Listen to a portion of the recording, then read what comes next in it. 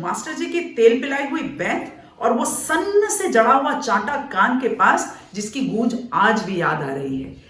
रामचंद्र जी जब श्रीलंका जाना चाहते थे तो समुद्र का 3 दिन आग्रह परिग्रह पूजा पाठ करने के बाद भी समुद्र ने रास्ता नहीं दिया। तब श्री रामचंद्र जी ने गुस्से से कहा कि विनय न मानत जलधि जड़, गए 3 दिन बीत, बोले राम सकोप तब, भय बिन होय न प्रीत। तो देखिए, भय, डिसिप्लिन, फियर, इसकी बात बहुत समय से चलती चली आई है। जय हिंद, मैं सपना अग्रवाल, आई बिग वंडर। आज अपने वीडियो के हम बात करेंगे व्हाट इज डिसिप्लिन, पनिशमेंट और rewards, what is corporal punishment और डर कितना होना चाहिए या नहीं होना चाहिए। इन सब चीजों को जानने के लिए जल्दी से मेरे वीडियो को लाइक कर लें, चैनल को सब्सक्राइब करें, लास्ट तक जुड़िएगा। हाँ, हो सकता है वीडियो में आपके विचार कहीं मेरे विचार से ना मिलते हो तो कमेंट बॉक्स में तुरंत डालिएगा। आज के इस वीडियो को इंटरैक्टिव बनाते हैं एक दूसरे से बातचीत करके, राइट। तो देखिए, हुआ क्या कि जैसे मैंने कहा कि हमारी बचपन की जो मेमोरीज हैं, कहानियां भरी पड़ी है हमारे पास, डांट की, पिटाई की, ये सारी जिनको हम डार्क मेमोरीज बोलते हैं, पनिशमेंट्स के साथ, शायद ये भूलना नामुमकिन है। आप में से कितनों को वो प्रेज या तारीफ के दिन याद है, पनिशमेंट ही याद है ना। तो देखिए, जो डिसिप्लिन की बात आती है तो डिसिप्लिन 3 तरह का होता है, प्रिवेंटिव, सपोर्टिव एंड करेक्टिव। ये कब कब मिलना चाहिए, किस एज ग्रुप में होना चाहिए, कैसा होना चाहिए, आइए बात करते हैं इसके बारे में। तो सबसे पहले बात करेंगे एक्शन और रिएक्शन के बारे में। बैड बिहेवियर के लिए पनिशमेंट देना ये सभी जगह लागू है। जब मैं पनिशमेंट की बात कर रही हूं तो खाली स्कूल और टीचर्स को ना ध्यान रखें, ये पेरेंट्स के ऊपर भी एप्लीकेबल होता है। अगर आपने क्लियर एक्सप्लेनेशन दे दिया कि क्या न करने पर पनिशमेंट मिलेगा ताकि बच्चा उस चीज से एसोसिएट हो पाए, अगर वो काम नहीं होता है and if you deem to it fit, मेरे को लगता है कि पनिशमेंट मिलनी चाहिए, तो पनिशमेंट जरूर दीजिए। क्योंकि उससे बच्चे को, रुके मेरे अगेंस्ट मत होइए, पनिशमेंट देने के लिए मैं आगे बहुत सारी बात करने वाली हूं, क्योंकि बच्चे के दिमाग में अटेंशन पर रहेगा कि अच्छा ये काम नहीं किया, इस वजह से मुझे मिला। देखिए, कॉर्पोरल पनिशमेंट से तो हम आगे आ गए, इसके बारे में विस्तृत डिटेल में बात बस अभी करने वाले हैं। आपको याद है ना, जब आप और मुझे कई बार किसी सेंटेंस को 100 टाइम्स लिखने के लिए दे दिया गया था, राइट। सैंक्शन और डिटेंशन, मतलब कई बार पनिशमेंट सुना दी गई और कई बार इंटरवल में रोक लिया गया या स्कूल के बाद होमवर्क ना पूरा करने पर रोक लिया गया।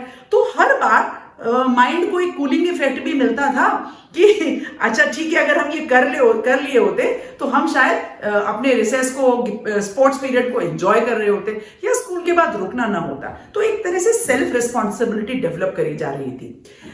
डिसिप्लिन को क्या पनिशमेंट के बिना एनफोर्स किया जा सकता है? Well yes. तो देखिए, अभी तक जो मुझे बुरा मान रहे थे आप वो खुश हो जाएंगे, क्योंकि मेरा कहना है कि जब बच्चे अच्छा कर रहे हो, catch them when they are doing good. Progressive schools या प्रोग्रेसिव एजुकेशन में सिस्टम के अंदर इसको फॉलो करा जाता है, जहां पर माना जाता है और होता भी ऐसे है कि जब हम बच्चों को उनके अच्छे काम करने के लिए प्रेज करते हैं तो वो बैड बिहेवियर से दूर हो जाते हैं, उनकी सेल्फ एस्टीम बूस्ट होती है, वो बहुत कॉन्फिडेंट फील करते हैं, टॉलरेंट ज्यादा हो जाते हैं, काम ज्यादा हो जाते हैं और गलत करने से अपने आप को स्वयं ही रोकते हैं।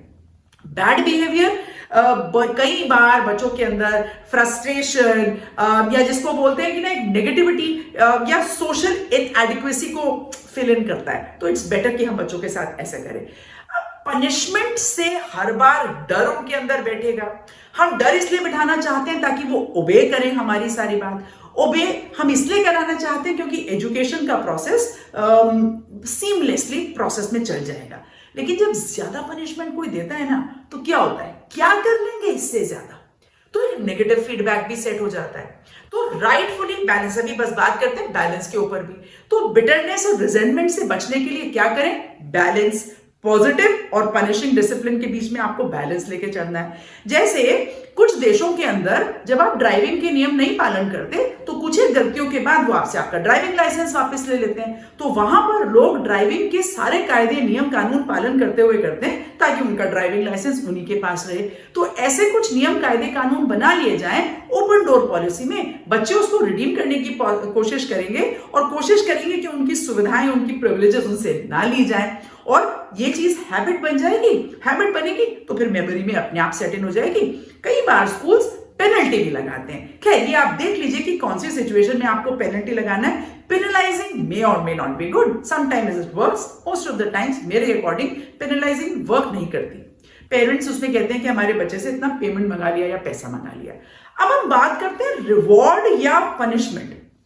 ठीक है, जैसे कि मैं अपने कई वीडियोस में कहकर आई हूं कि पढ़ाई का एक तरीका हर बच्चे पर लागू नहीं होता, वैसे ही आज आपसे ये कहना चाहती हूं कि पनिशमेंट या डिसिप्लिन का एक तरीका या रिवॉर्ड देने का एक तरीका हर बच्चे पर लागू नहीं होता। तो आपको ये ध्यान रखना पड़ेगा कि क्योंकि कल्चर फर्क होता है, बच्चे का मूड फर्क होता है, सिचुएशन फर्क होती है, राइट, किस कारण से आप कोई भी चीज कर रहे हैं। तो इसको एक लाइन में ऐसे समझें कि जिसको आप फर्म गाइडेंस देना चाहते हैं वहां पर आप पनिश करें। जो कोई बहुत फ्रेजाइल है या इंडिविजुअल्स जिसको आप चाहते हैं कि वो ब्लॉसम करें, वहां पर रिवॉर्ड दे दें। वैसा वर्षा भी करके देख सकते हैं। अभी हमने पॉजिटिव एनवायरनमेंट की बात करी थी। पेरेंट्स एंड टीचर्स को मिलकर एक राइट अप्रोच लेनी है और बैलेंस्ड अप्रोच लेकर चलना है, एक दूसरे के 180 डिग्रीज ना चलें, राइट। अब कॉर्पोरल पनिशमेंट, जो कि एक बहुत ही महत्वपूर्ण हिस्सा है, पुराना हो चुका है, आउट ऑफ द कॉन्टेक्स्ट भी हो गया है, लोगों ने कॉर्पोरल पनिशमेंट देना बंद कर दिया है, पर अभी भी कहीं कहीं चल रहा है, ध्यान रखिए। तो physical punishment, mental harassment, discrimination और यूनाइटेड नेशंस ने कुछ डेफिनेशन बना रखे। तो फिजिकल पनिशमेंट के अंदर बिल्कुल बच्चे को चोट या इंजरी पहुंचाई जाए, राइट, जैसे बेंच से मारना, उंगलियों में जब पहाड़े याद नहीं करे तो पेंसिल फंसाकर जोर से हाथ को दबा देना, बाल खींचना, कान पे झट जैसे मार देना, चांटे मार देना, फटाके मार देना, राइट, चौक डस्टर उठा के ठक से मार देना, राइट, ये सारी चीजें। अच्छा, बच्चों को कई बार मुर्गा बना देना या sit down on your knees, raise your hand, stand up on your bench. तो देखिए, फिजिकल पनिशमेंट के अंदर जो समझ में आता है कि बच्चे को कोई चोट या ऐसी इंजरी पहुंचाई जाए जिससे वो डिस्कंफर्ट में आए, मारना जोर से, उंगलियों के बीच में पेंसिल दबा के जोर से ऐसे कर देना जब हम पहाड़े याद नहीं करते थे, कानों के ऊपर दबा के देना, चांटा मारना, छड़ी से जोर जोर से मारना, ये सारी चीजें, या बच्चे को stand up on the bench, hold your ears, kneel down, ये सारी चीजें होना, या बच्चों के साथ साथ उनके मुंह में मिर्ची भर देना ताकि वो नेक्स्ट टाइम पढ़ाई याद रखेंगे, या लाइब्रेरी टॉयलेट के पास या क्लास में बोलना कि go and stand in the corner, ये सारी चीजें फिजिकल पनिशमेंट के अंदर आती है। मेंटल हैरेसमेंट तो इससे भी ज्यादा खराब है, जहां पर हम सरकाज़्म में बात करते हैं और बच्चे के डिग्निटी के ऊपर अटैक करते हैं, जैसे उसको कई नामों से बुलाना, इंटिमिडेशन जिसको बोलते हैं, या डेरोगेटरी रिमार्क देना, उसके बैकग्राउंड को या उसकी हेल्थ स्टेटस को लेकर रिडिक्यूल करना, उसकी इनेबिलिटी या डिसेबिलिटी के ऊपर अटैक करना, उसको पनिश करना, जैसे कई बार बच्चे तुतला कर बोलते हैं या कुछ ऐसा करते हैं, उसका मजाक उड़ाना, ऐसे कुछ पनिशमेंट देना ताकि उसका नाम सारे लोग उसी नाम से लेने लगे। शेमिंग एक्टिविटीज, ये सारी मेंटल हैरेसमेंट में आती हैं और कतई नहीं होनी चाहिए। ये जिंदगी भर बच्चे भुला नहीं पाते हैं, उनके सेल्फ एस्टीम पर एक भयंकर अटैक है। डिस्क्रिमिनेशन के अंदर आता है सोशल प्रेजुडिस या सोशल एटीट्यूड्स के साथ किसी को बिलिटल करना, उसकी एबिलिटी या डिसेबिलिटी को ध्यान में रखते हुए। खैर, इसके लिए तो बहुत सारे लॉज देशों में, कंट्रीज में बन गए, इंक्लूडिंग इंडिया, और हम लोग बहुत ध्यान रखते हैं। कभी के जमाने में किसी को कम्युनिटी या जेंडर प्रेजुडिस होकर या जिस राइट टू एजुकेशन हर एक को नहीं है, ऐसा सब तो आप सबको मालूम है कि ये सारी चीजें फॉलो हो रही हैं।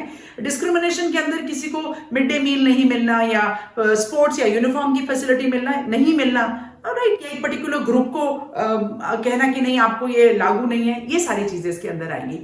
यूएन ने जो मैंने 3 चीजें आपको बताई, इसको मिला जुला कर इकट्ठा कर दिया है और अपनी एक डेफिनेशन बना ली है जिसके अंदर सारी वो physical hitting, mental harassment, discrimination, ये सारी चीज आ गई हैं, राइट। तो यूएन के अपने कायदे कानून है और बहुत सारी जगह इसको फॉलो किया जा रहा है। खैर, हमने ये सारी बात करी। मैंने आपसे शुरू में बोला था क्योंकि चाणक्य को बड़ा ही कठोर टीचर माना गया है, जो बहुत ही अनुशासित रखने में बिलीव करते थे, डर पैदा करते थे, और उन्होंने बात करी थी साम दाम दंड भेद की।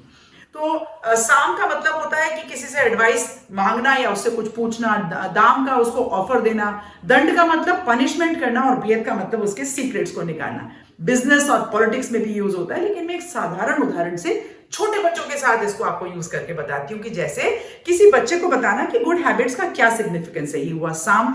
उस बच्चे को ये कहना कि अगर आप ये अच्छा काम करेंगे तो आपको लड्डू या चॉकलेट खाने के लिए मिलेगा, ये हुआ दाम।